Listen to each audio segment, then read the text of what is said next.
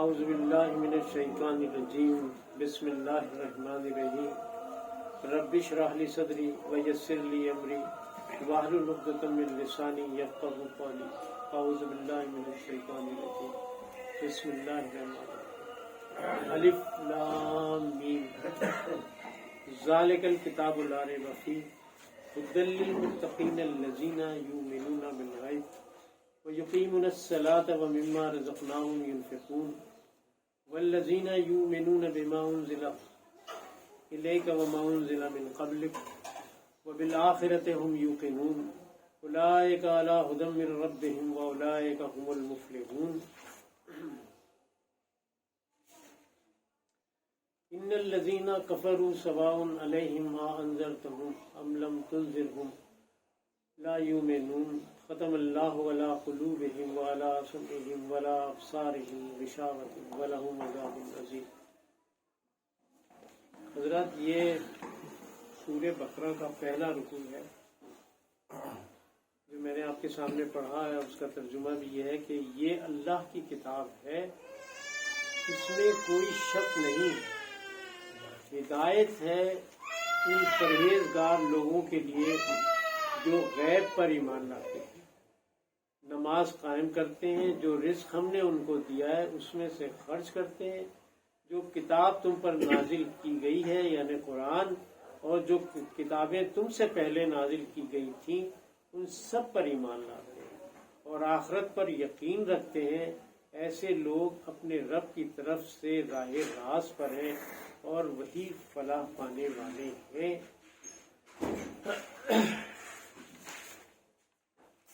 جن لوگوں نے ان باتوں کو تسلیم کرنے سے انکار کر دیا ان کے لیے یکساں ہے، خواہ تم انہیں خبردار کرو نہ کرو، بہرحال وہ ماننے والے نہیں ہیں۔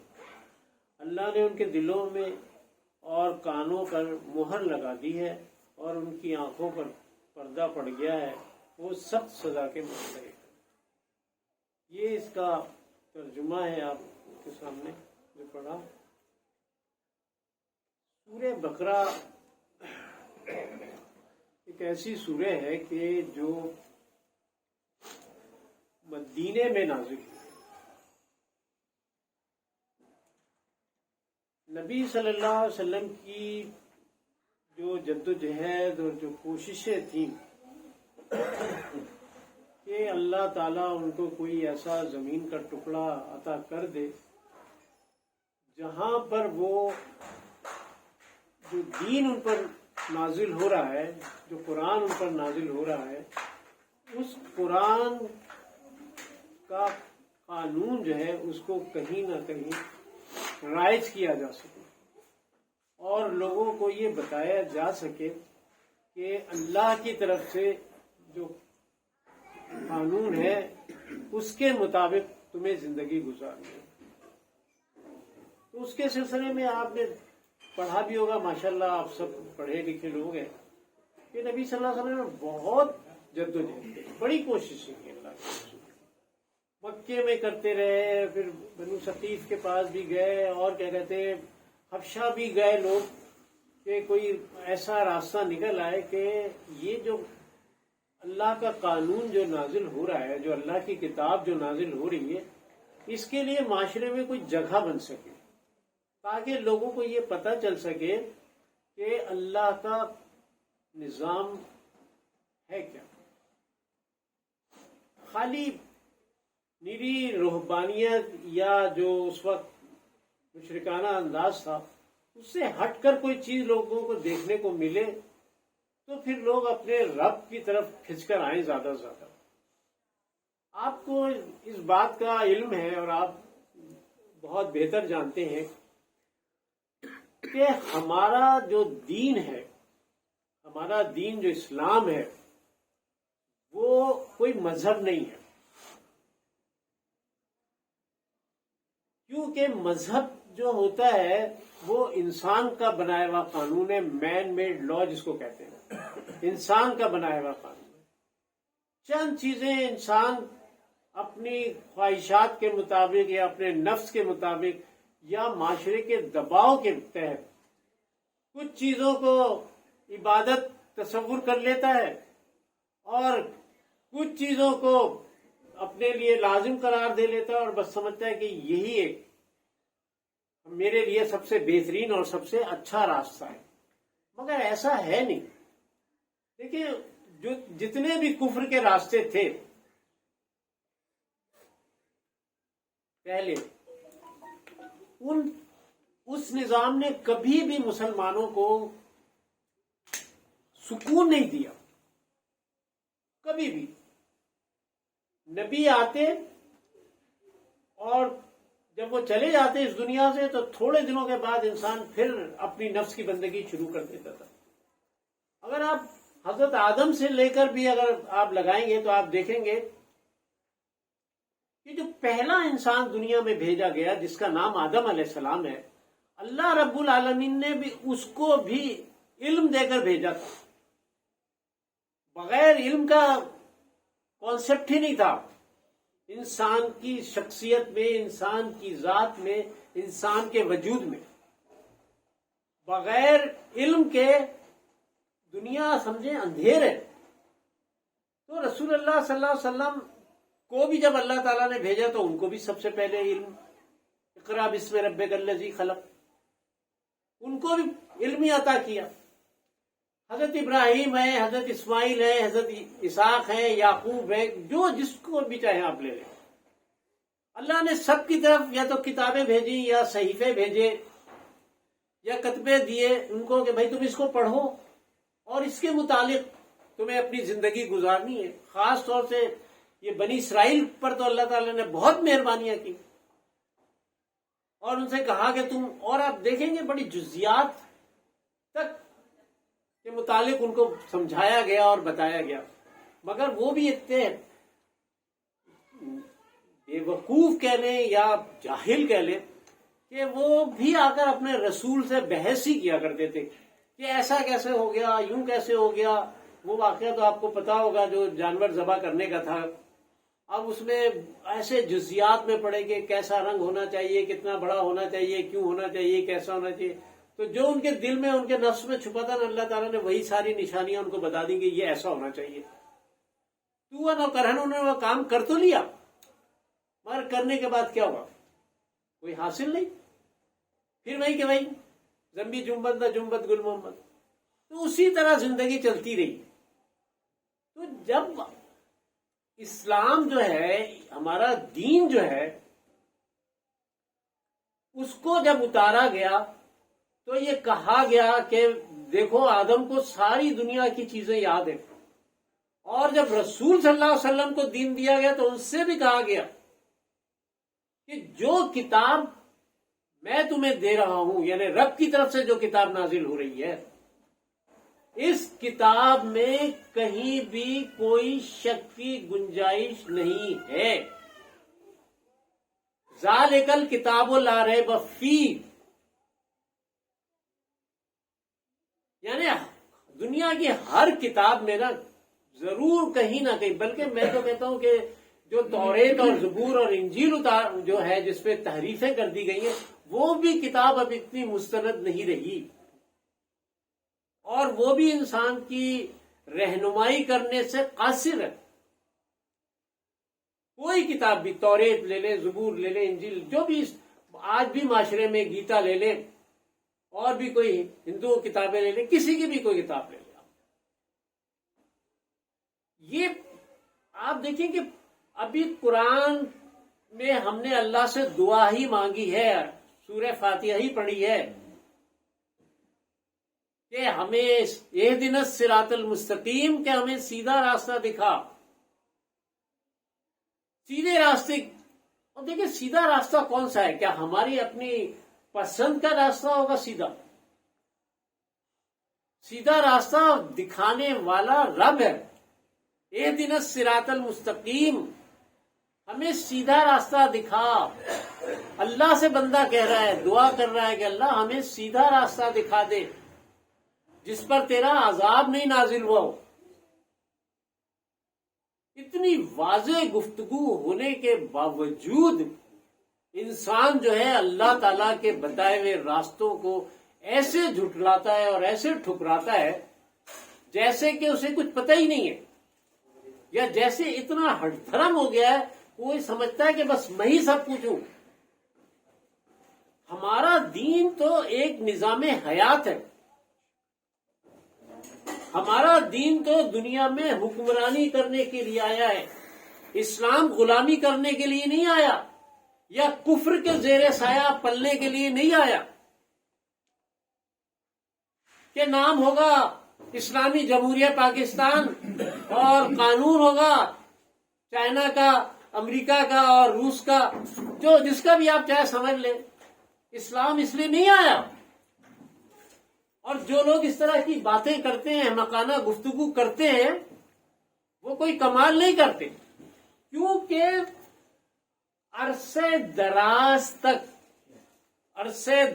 تک غلامی کر کر کے یہ بر صغیر کے مسلمان غلامی کر کے اب اتنے بڑے مذہبی پنڈت بن گئے ہیں کہ آپ اگر جا کر ان کے سامنے یہ کہیں کہ حضرت یہ چیز صحیح نہیں ہے، تو وہ آپ پر کفر کا فتویٰ صادر فرما دیں گے۔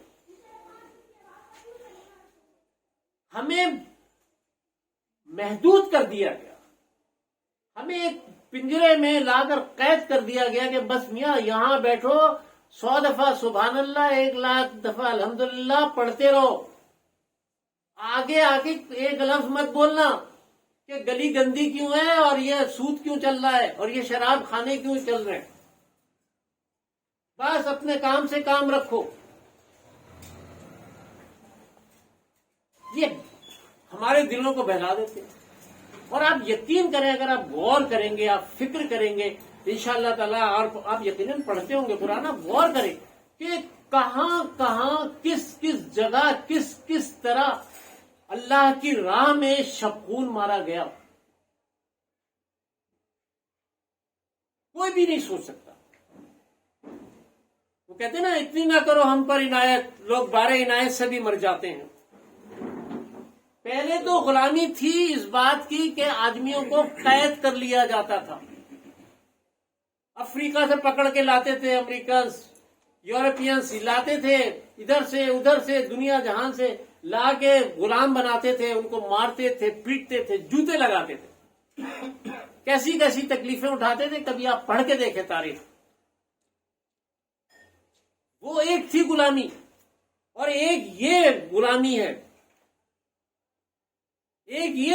جس میں آج ہم زندہ ہیں، کہ دنیا کی ہر فیسلٹیز آپ کے دروازے پر موجود ہے۔ یہ آپ کی نہیں ہے، یہ میری اور آپ کی نہیں ہے، یہ فیسلٹیز جس پر ہم اپنی زندگی کا تکیہ کیے بیٹھے ہوئے، یہ انہی یہودیوں اور نصرانیوں کی دی ہوئی فیسلٹیز ہیں جس کو آپ اویل کر رہے ہیں، اور آپ بڑے خوش ہوتے ہیں کہ میرے گھر میں اے سی لگ گیا، بہت خوشی کی بات ہے، گرمی میں اے سی کھولنا بڑی اچھی بات ہے، موبائل آ گیا ہے، ادھر سے ادھر بات کرنے میں بڑی آسانی ہوتی ہے، تبلیغ کرنے کی بڑی آسانی ہوتی ہے، یہ بڑی آسانی ہوتی ہے، وہ بڑی آسانی ہوتی ہے۔ وہ کہتے ہیں نا، دل کے پھپولے جل اٹھے سینے کے داغ سے، اس گھر کو آگ لگ گئی گھر کے چراغ سے۔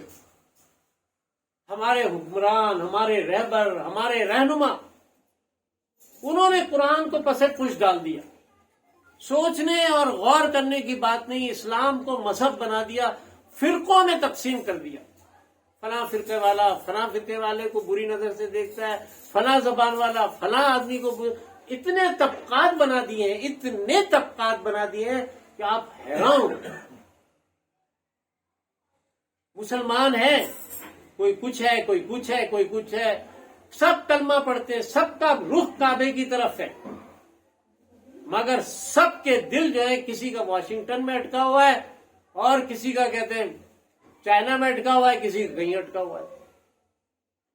یعنی ہمیں اتنا مجبور کر دیا گیا ہے، میں بعض اوقات غور کرتا ہوں کہ اتنا مجبور کر دیا ہے کہ ایک روٹی کھا کر پیٹ بھرنے کی جگہ اور ایک چھوٹے سے گھر میں رہنے کی گنجائش کو ختم کر دیا گیا۔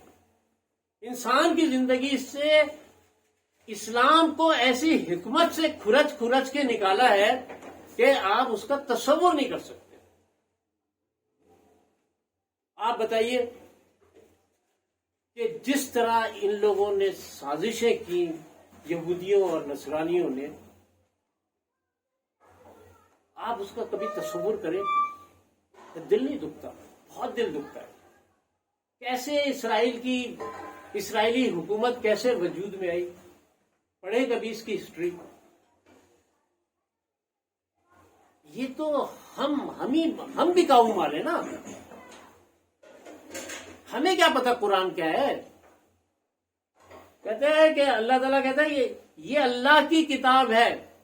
اب آپ بتائیں، جس کو آپ اپنا رب مانتے ہیں، جو آپ کا پیدا کرنے والا ہے، جو آپ کا بنانے والا ہے، جو آپ کا خالق ہے، جو آپ کا رزاق ہے، هو اللہ الذی لا الہ الا هو عالم الغیب والشہادۃ هو الرحمن الرحیم هو اللہ الذی لا الہ الا هو الملک القدوس السلام المؤمن المہیمن العزیز الجبار المتکبر سبحان اللہ عما یشرکون هو اللہ الخالق الباری المصور له الاسماء الحسنی یسبح له ما فی السماوات والارض وهو العزیز الحکیم. اتنا سب کچھ اللہ کی صفات موجود ہے.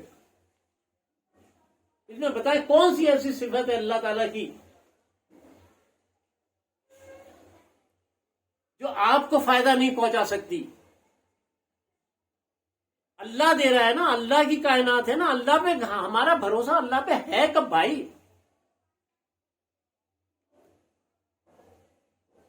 یہ تو سرے بازار لا کے ہمارے حکمرانوں نے، ہمارے قائدین نے لا کے سرے بازار ہمیں بیچ دیا.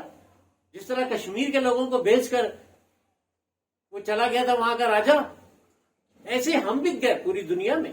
بکاؤ مان ہیں ہم لوگ. تو ہمیں تو ہر چیز وہی، ہماری نظر ہی وہی سے ہوتی ہے. دعائی یہی کرتے رہتے ہیں کہ کوئی ایسی چیز ایجاد ہو جائے، ہم خود کچھ نہیں ایجاد کرنا چاہتے. ہمیں جو ایجاد کر کے اللہ نے دیا ہے اس کو بھی ہم استعمال نہیں کرنا چاہتے. یہ زمین ہے، یہ آسمان ہے، یہ چاند ہے، یہ ستارے ہیں، یہ پوری دنیا اللہ نے تخلیق کی ہے. یہ پوری دنیا آپ کے لیے بنائی ہے.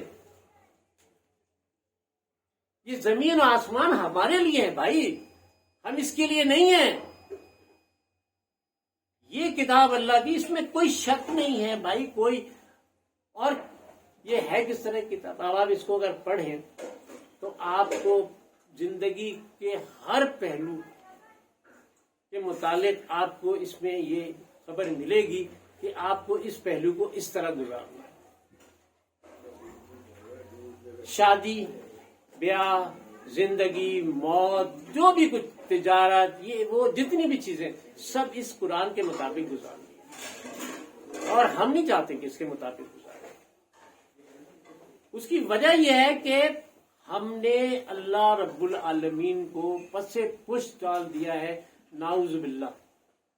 اور محمد صلی اللہ علیہ وسلم کی ذات گرامی کو بھی ہم نے صرف ایک عقیدت کی فگر بنا دیا ہے، جس کی بس ہم اتنی وہ کرتے ہیں قدر کہ جب آقائے نامدار محمد مصطفیٰ احمد مجتبیٰ صلی اللہ علیہ وسلم کا نام نامی آتا ہے تو ہم جو ہے صرف درود پڑھ لیتے ہیں، بس دس از انف. اس کے آگے ہم کچھ نہیں سوچ سکتے، نہ سوچنا چاہتے ہیں. بلکہ اب تو ایسا طبقہ بھی پیدا ہو گیا ہے، پھر میں نے بھی اپنے کانوں سے سنا اور آپ نے بھی شاید سنا ہوگا، بھائی ہر آدمی کا کام نہیں ہے قرآن پڑھنا، ہر آدمی کا کام نہیں ہے قرآن سمجھنا. آپ صرف عربی پڑھ لیں بس، اللہ خیر سے اللہ. ابھی آپ نے دیکھا نا ایک واقعہ ہوا ہے بہت بڑا، شاید آپ لوگوں کو اتنا نہ سوچا ہو. یہ ہمارے تبلیغی جماعت کے طارق جمیل صاحب پر آپ کو پتا ہوگا کہ پابندی لگا دی. کیوں لگا دی؟ کہتے ہیں نا اکبر نام لیتا ہے خدا کا اس زمانے میں. انہوں نے تھوڑی سی سیاست کی بات کری، میرا ان سے کوئی تعلق نہیں ان کی جماعت سے. انہوں نے یہ کہہ دیا کہ ہاں اسلامی قانون ہونا چاہیے، ہونا چاہیے. ٹھیک ہے، میں یہ بھی مانتا ہوں کہ وہ عمران خان کے متعلق کا، مگر اس کے متعلق بھی میری ایک اپنی رائے ہے کہ تو یہ کون سا بڑا جرم تھا جس کی بنیاد پر ان پر یہ الزام عائد کر دیا گیا کہ یہ سیاست کرتے ہیں اور آئندہ کبھی تبلیغی جماعت کے اجتماعات میں وہ تقریر نہیں کر سکیں گے، اور ان کو نکال دیا گیا. یہ کیوں نکالا گیا آپ سوچیں ذرا. بالکل آپ کے ہمارے درمیان کی بات ہے.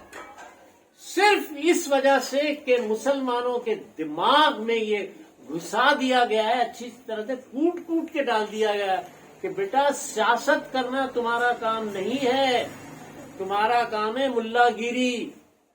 بس مسجد میں بیٹھے رہو، چلے کاٹو، جنگلوں میں نکل جاؤ، اور حکمرانی کرنا یہ یہود اور نصارہ کا کام ہے، ان کو آتی ہے حکمرانی، تمہیں کچھ نہیں آتا۔ سبحان اللہ۔ یہ گھسا دیا ہے ہمارے دماغوں میں۔ کوئی آدمی کہتے ہیں کہ میں جماعت اسلامی کا ہوں، اور یہ لوگ تو سیاسی لوگ ہیں۔ مجھے بتائیں کہ جب محمد مصطفیٰ احمد مصطفیٰ سید المرسلین خاتم النبیین تاجدار مدینہ صلی اللہ علیہ وسلم جب اس بات کی کوشش کر رہے ہیں کہ مجھے ایک زمین کا ٹکڑا مل جائے جہاں میں اللہ کے دین کو غالب کر سکوں، تو وہ کیا اللہ کے دین کو اس لیے غالب کرنا چاہتے تھے کہ بس وہاں لوگوں نے نمازیں پڑھاتے ہیں؟ مکے میں کون سی ایسی نمازیں فرض ہو گئی تھی؟ یا مدینے میں اگر جا کے نماز پڑھ رہے تھے تو کیا غزوہ بدر کے لیے رسول اللہ نکل کر نہیں آئے تھے کیا؟ وہاں کیا لوگ گلے مل رہے تھے ایک دوسرے سے؟ آؤ بیٹا، چچا بھتیجے کے سامنے کھڑا ہے، بھانجا ماموں کے سامنے کھڑا ہے، باپ بیٹے کے سامنے کھڑا ہے، سب ایک دوسرے کو مارنے کے لیے تیار کھڑے تھے، اپنے سگا خون کاٹنے کو تیار تھے۔ ایک نظریاتی جو اختلاف اللہ تعالیٰ نے بیان کیا ہے وہ تھا، یہ خون کے رشتے بھی ایک حد تک ہوتے ہیں، اس کے بعد وہ ٹوٹ جاتے ہیں۔ اصل رشتہ جو ہوتا ہے وہ نظریے کا ہوتا ہے، عقیدے کا ہوتا ہے۔ اگر میرا بیٹا نعوذ باللہ، اگر میرا بیٹا یا آپ کا بیٹا اگر دین اسلام چھوڑ دے تو وہ آپ کا بیٹا ضرور کہلائے گا، مگر آپ کا ہم عقیدہ نہیں کہلائے گا۔ نہ اس کے آخرت میں معاملات آپ کے یا میرے ساتھ ہوں گے، الگ الگ ہوں گے۔ ہم وہی ہندوؤں کے طریقہ کار کو لیے آج تک بیٹھے رو رہے اور پیٹ رہے۔ یہاں تو یہ فرق بتایا گیا، مگر ہمارے معاشرے نے تو یہ فرق دیا ہے کہ یہ دیوبندی ہے، یہ بریلوی ہے، یہ اہل حدیث ہے، یہ فلانا ہے، یہ ڈھمکانا ہے، سب ایک دوسرے کو کافر ہی سمجھتے ہیں۔ کہاں گئی قرآن کی تعلیم جس کو کہتے ہیں نا ذالک الکتاب لا ریب فیہ؟ یہ وہ کتاب ہے جس میں کوئی شک نہیں۔ اس کے معنی ہمیں شک ہے نا، ہمیں شک محسوس ہوتا ہے کہیں، کیا ہے ہم نہیں پاتے وہ الگ بات ہے۔ اگر شک محسوس نہیں ہوتا تو میں آپ سے کہتا ہوں کہ اگر تو ہم کیوں اپنی خانگی زندگی جس میں ہم اور آپ رہتے ہیں، اس خانگی زندگی میں ہمارے بچے دین سے کیوں دور ہیں؟ ہمارے بچے، ہماری بچیاں دین سے کیوں دور ہیں؟ اگر ایک بچی سڑک پہ بے پردہ آتی ہے تو اس بچی سے زیادہ قصور اس کے ماں اور باپ کا، اس کے خاندان کا ہے۔ اور جتنی گند پھیل رہی ہے وقت کے ساتھ ساتھ، اس میں ماں باپ پورے شیئر ہولڈر ہیں، چاہے ان کی داڑھی شرعی ہو چاہے غیر شرعی ہو، جو آج کل رواج ہے کہنے کا، چاہے کچھ بھی ہو۔ یہ خلط ملط معاشرہ، اس کو روکنے کا انتظام کون کرے گا؟ یہی ذالک الکتاب لا ریب فیہ کرے گی، اور کوئی نہیں کرے گا۔ نبی صلی اللہ علیہ وسلم تو کہتے ہیں عائشہ تمہیں تو نظر آتا ہے نا، وہ تو نابینا ہے مگر تمہیں تو عائشہ نظر آتا ہے نا۔ کس کو کہہ رہے ہیں ذرا غور کریں، بات ایسی چھوٹی سی نہیں ہے، یہ رسول کہہ رہے ہیں اپنی زوجہ سے، اور جو آئے ہیں وہ حضرت عائشہ کے رشتہ دار بھی ہیں، ام مکتوم، ان کو کہا جا رہا ہے۔ یا سود والوں کے لیے کہا جا رہا ہے کہ جو سود لے گا اور دے گا، جو سود کا کاروبار کرے گا، اس کی مثال ایسے ہی ہے جس نے اپنی سگی ماں کے ساتھ زنا کیا۔ اب یہ ہوا ساری اصطلاحیں بدل دی گئی، اب سود کا نام انٹرسٹ رکھ دیا گیا۔ ہمارے ایک استاد تھے، بڑی اچھی بات کہتے تھے جب اس زمانے میں تو بسوں کا بڑا رواج تھا ہمارے بچپن میں، تو جب ہم بس پہ جاتے نا تو کبھی آگے وہ کہتا کھڑے ہو جائیں، آگے بڑھ جائیں، آگے بڑھ تو وہ ایسا ہوتا تھا کسی کے نیچے پیر آ جاتا تھا آگے بڑھتے وقت، تو بعض لوگ ایسا ہوتا تو جھنڈا جاتے تھے، اور کیا آپ نے ہمارا پیر دبا دیا، یہ کر دیا۔ تو ہمارے استاد محترم کہتے تھے دیکھو بھائی بات یہ ہے کہ ہماری ذہن میں ایسی غلامی گھسی ہے کہ اگر اس سے کہہ دینا سوری تو وہ آپ پہ ناراض نہیں ہوگا، اگر آپ کہیں گے معاف کر دو تو غصہ کرے گا. بالکل معمولی سی، بالکل تھرڈ کلاس سی بات میں آپ کو بتا رہا ہوں. یہ آپ یہاں سے پکڑے ذرا سرا. وہ کہتے ہیں نا فلسفی کو بحث کے اندر خدا ملتا نہیں، ڈور کو سلجھا رہا ہے اور سرا ملتا نہیں. آپ چاہتے ہیں کہ سارا معاشرہ بہت ہے، کیونکہ میری بیٹی بے پردہ گھومتی ہے تو اب میں چاہتا ہوں یہ لوگ اس کو دیکھیں نا. ارے بھائی وہ تو دیکھیں گے، وہ تو دیکھیں گے. آپ نے نہ دیکھنے کا کیا انتظام کیا ہے؟ کچھ بھی نہیں. ہمارا معاشرہ بڑا خراب ہے، معاشرے کو رو رہے بھائی. بیٹا نہیں مانتا، بیٹے کا رونا رو رہے. پتہ نہیں کس کس کے رونے ہوتے ہیں. ہر وقت آپ جائیں نا ایک مرثیہ ہے، ایسا لگتا ہے کہ ہم کسی امام بارگاہ میں پہنچ گئے اور ہر وقت مرثیہ پڑھا جاتا ہے. بہرحال کتاب اللہ کی ہے، ذالک الکتاب لا ریب فیہ ھدی للمتقین الذین یؤمنون بالغیب. اور کیا ہے ہدایت کس کے لیے؟ پرہیزگار لوگوں کے لیے. اب آپ بتائیں، یہ بھی ایک بڑا مسئلہ. پرہیزگار لوگوں کے لیے ہدایت ہے. پرہیزگاری کیا ہے؟ میرے ذہن میں جو بات آتی ہے وہ میں کہہ دیتا ہوں کہ جو اللہ سے اور اللہ کے رسول سے ڈر کر جو آدمی عمل کرتا ہو نا، وہ پرہیزگاری ہے.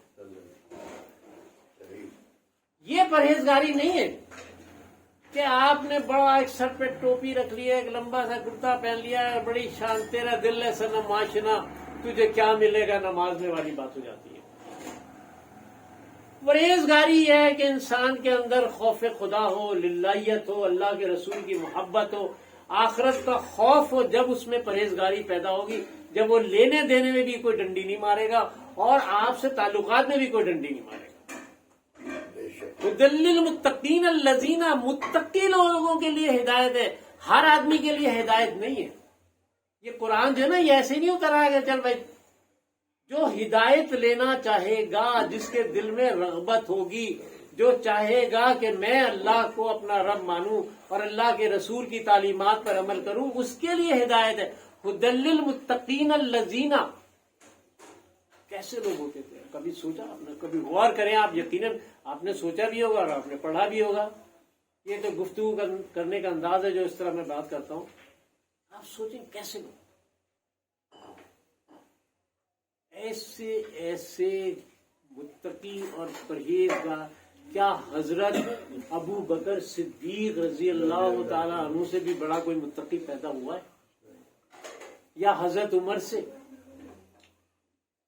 جن کے دل میں خوف خدا، للہیت رہتی تھی.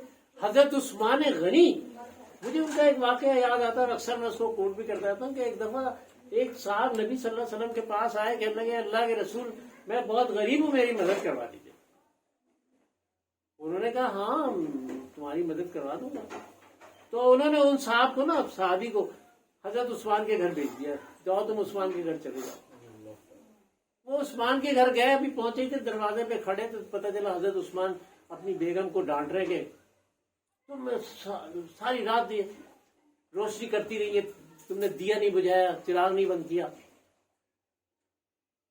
تو اب آدمی سے شیطان تو بڑا حکمتی ہوتا ہے، وہ فوراً صاحب کے دل میں پہنچ گیا. چلنا دیکھو یار، ایک تیل یعنی چراغ بجھانے نہیں بجھایا اس کی بیگم نے، تو عثمان اتنا ناراض ہو رہے ہیں رضی اللہ تعالیٰ، تو تمہاری کیا مدد کریں گے؟ اب وہ دروازے پہ کھڑا ہو گیا، سوچتا رہا کیا ہوگا کیا ہوگا. دروازے پہ نوک کیا تو حضرت عثمان غنی رضی اللہ تعالیٰ باہر آئے. انہوں نے پوچھا کیا ہے؟ تو اس نے کہا کہ مجھے تو محمد صلی اللہ علیہ وسلم نے بھیجا، آپ کے پاس میں بڑا ضرورت مند ہوں، میری حاجت پوری کر دیجیے. انہوں نے کہا اچھا تم ٹھہرو، ابھی تھوڑی دیر ایک قافلہ آ رہا ہے تو پھر میں تمہاری مدد کر دوں گا. تو تھوڑی ہی دیر میں وہ قافلہ آ گیا. آپ یقین کریں حضرت عثمان غنی نے اس کا جو پہلا اونٹ تھا نا قافلے کا، وہ اس کی رسی اس کے ہاتھ میں دی، کہنے لگے بھائی یہ لے جاؤ تم سب. انہیں تو یہ کوئی پیسوں سے کوئی محبت تھوڑی ہوتی تھی. پیسہ تو کیا ہے یار؟ نبی صلی اللہ علیہ وسلم نے فرمایا جو کھا لیا اپنا، جو پی لیا اپنا، جو اوڑھ لیا، پہن لیا، برت لیا وہ اپنا، باقی تو سب وارثوں کا ہے. اور ماشاءاللہ جیسے ہی ہم لوگوں کا انتقال ہوگا نا، سب سے پہلے ہمارے وارث آ جائیں گے، ارے ابا کا انتقال ہو گیا بھائی جلدی سے ان کو نہلا دو. کوئی قمیض کھینچے گا، کوئی پاجامہ کھینچے گا، اور جلدی سے بلا کے غسال کو نہلا دھلا کے ابا کو فوراً لے جائیں گے. پھر پیچھے کوئی نہیں جائے گا. 2 دن آنسو بہائیں گے پھر بھول جائیں گے. اتنی مختصر سی زندگی جس کو کہتے ہیں نا کہ نبی صلی اللہ علیہ وسلم نے فرمایا کہ سمندر میں اگر آپ انگلی ڈالیں تو جو انگلی پہ جو پانی ہے وہ دنیا ہے اور سمندر آخرت ہے. یہ اس کی مثال دی ہے. اور ہم اس پورے سمندر کو چھوڑ کر 2 قطرے پہ اپنی کیا کہتے ہیں خواہشات کا پورا قطب مینار لے کے کھڑے ہوئے. سوچنے کی بات ہے میرے بھائی. متقی ہونا یہ نہیں ہے. میں اس کو تقوی نہیں کہتا. میں کہتا ہوں کہ یہ لقوہ ہے. لقوہ یہ تقوی نہیں ہے کہ شکل صورت تو مسلمانوں جیسی بنا لی ہے مگر دل ہے صنم آشنا. صنم سے محبت کرتے ہیں, صنم سے پیار کرتے ہیں, اس پر جان نثار کرتے ہیں. ہر معاملے میں آپ کو بتاؤں یہ ہم لوگ قرآن کو تو بالکل تفسیر بیان کرنے کا وقت ہی نہیں رہ جاتا بقول کسی کو. کیا آپ سوچیں. میں آپ کو بتاؤں نبی صلی اللہ علیہ وسلم نے کہا کہ تم اپنی عورتوں کا مہر دیا کرو اور پہلی فرصت میں مہر دے دو. بیوی کو ہاتھ لگانے سے پہلے ہی دے دو زیادہ بہتر ہے. یا تمہاری جو قرارداد ہو جائے آدھا دیں گے یا نہیں دیں گے وہ کر لو. پھر یہ کہ تم خود اپنی حیثیت کا جائزہ لو نا. کماتا تو میں 1 کروڑ روپے ہوں مثال کے طور پہ, یا آج کے زمانے میں چلے اس طرح بات کر لیتے کہ 2 لاکھ 3 لاکھ روپے میں مہینہ کما رہا ہوں مثال کے طور پہ. اب جب میری شادی کی باری آئی تو میں نے کہا کہ بھئی مہر جو ہے نا شرعی مہر بنے. بھئی شرعی مہر کیا سارا بھائی شرعی کیا ہوتا ہے؟ بھائی خدا کے واسطے بتا دو شریعت کس مہر کا نام ہے شریعت. پتہ چلو 5 روپے پتہ نہیں اتنے پیسے کوئی جو ہے نا یہ شرعی مہر ہے. 32 روپے بعض لوگ آپ 32 روپے بھی کہتے ہیں, کوئی 5 روپے بھی ہے. مسئلہ یہ ہے آپ بتائیے 3 لاکھ روپے کما رہے ہیں 32 روپے میں یا 72 روپے میں وہ لڑکی کو لے جا رہے ہیں گھر میں. یہ شرعی ہے؟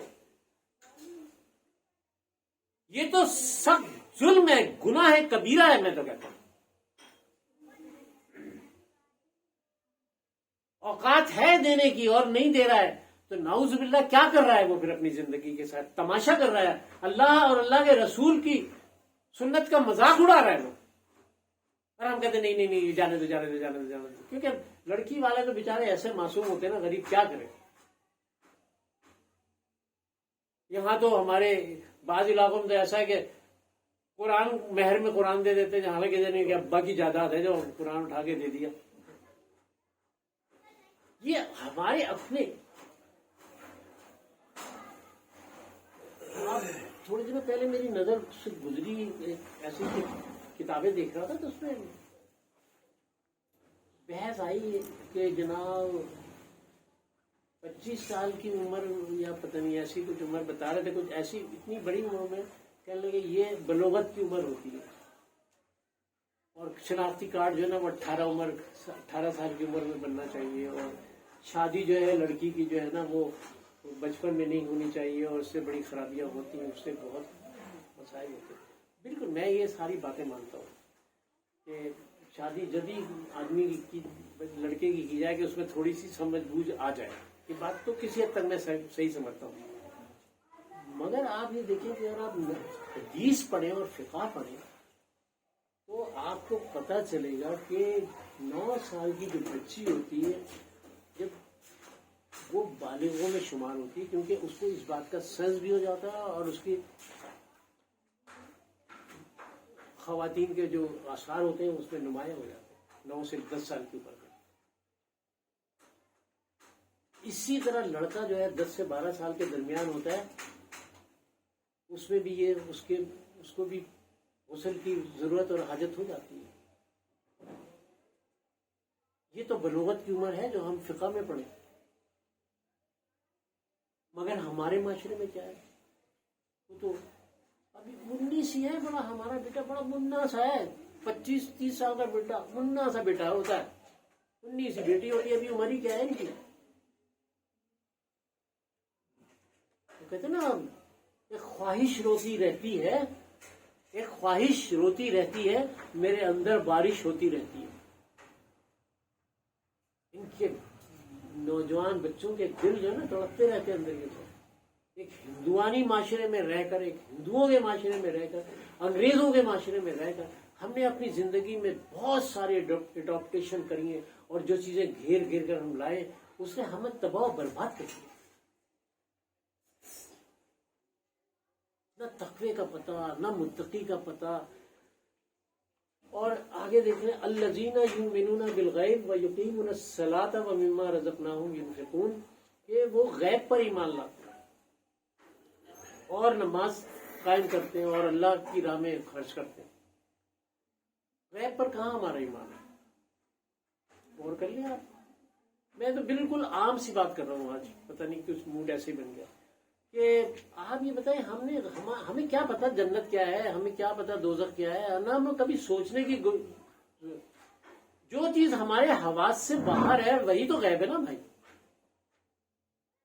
مگر ہمارا مسئلہ یہ ہے کہ ہم اس پر ایمان لانے کو تیار ہی نہیں ہیں.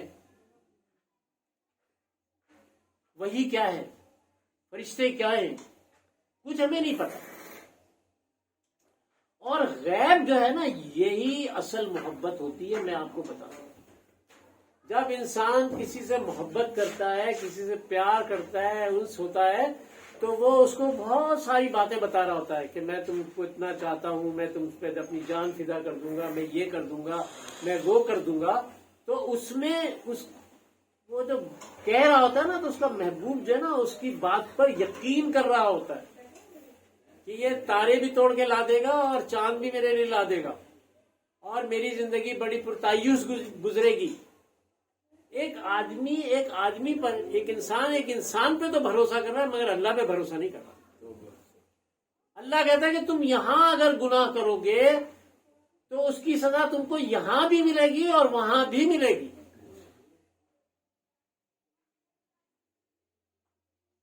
اللہ کا دیا ہوا مال ہے نا، اللہ کی راہ میں خرچ کرو. جو مال اللہ نے دیا ہے، پہلے تو تم یہ غیب پر ایمان لاؤ کہ دینے والا اللہ ہے اور کوئی نہیں ہے. انسان کے دماغ میں جو بات گھس گئی ہے، جو بیٹھ گئی ہے کہ میں محنت کروں گا، اور ہمارے بڑے ہمیں بتاتے بھی یہی ہیں کہ محنت کرو، جد و جہد کرو، تم ترقی کرو گے، تم فلانا کرو گے.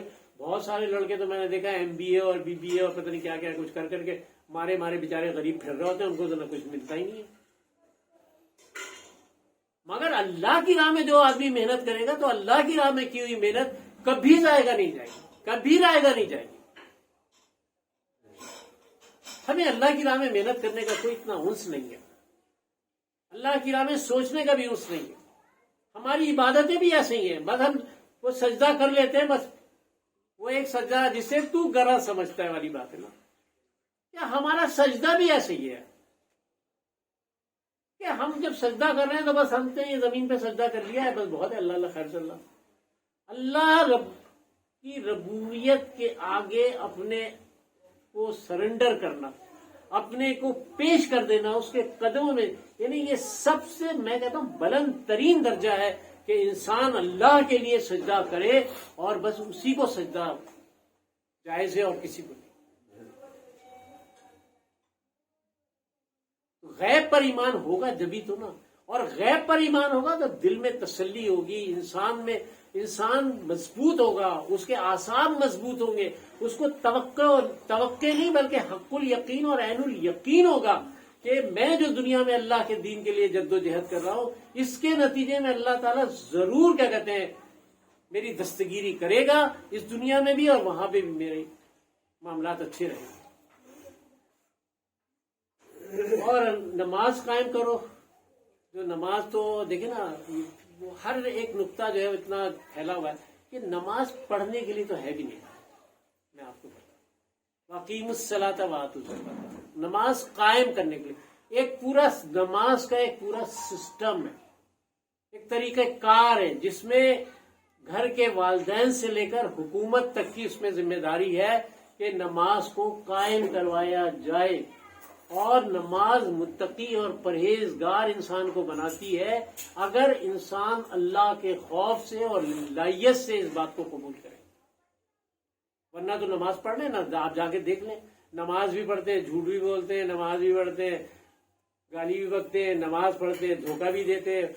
بلکہ ہمارے حکمران تو نمائشی نماز پڑھتے ہیں، باقاعدہ دکھایا جاتا ہے ٹی وی پہ یہ نماز پڑھ رہے ہیں حضرت، آج ان کے مقدر میں نماز لکھی تھی. مگر اس نماز سے اثر کیا ہوتا ہے؟